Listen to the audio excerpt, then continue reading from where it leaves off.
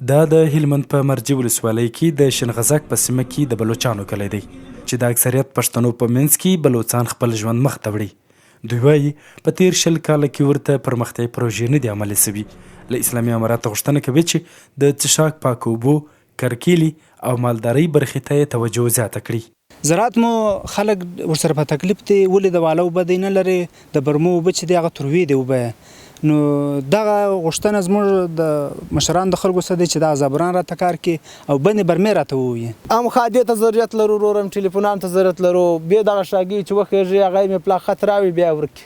غوښتنه دا ده چې اوس خو چې دی دغه مالدار چې دی اوس یو څه د ستونزو سره مخ شوی دی. داسې مخ شوی دی چې کم هغه د خوږو منطقې اوبه چې دی هغه ټول په زمینداري بدل شوي دي او اوس چې دی دغه بلوچستان منطقه پاتې ده دا اوبه ترخې دي.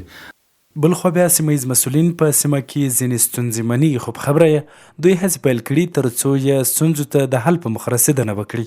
د اوبو پاکله چې دوی ته باید برمې وول شي او دوی ته ټانکۍ جوړ شي، خوږو اوبه ورته برابر شي. په دې هکله کې د دوی ضرورت واقعا هم شته. انشاءالله خو موږ هم ورسره خپل عمراو سره په جریان کې یو چې انشاءالله کارونه ټوله ورته برابر شي.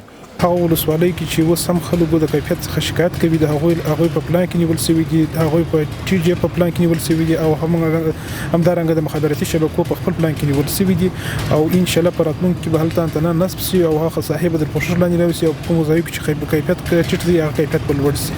ویلی سو چې پر افغانستان د اسلامي امارت تر بیا واکمنېدو وروسته د هلمند په ډېریو هغو سیمو کې مخابراتي شبکې فعاله سوي چې مخکې فعالیت نه لاره.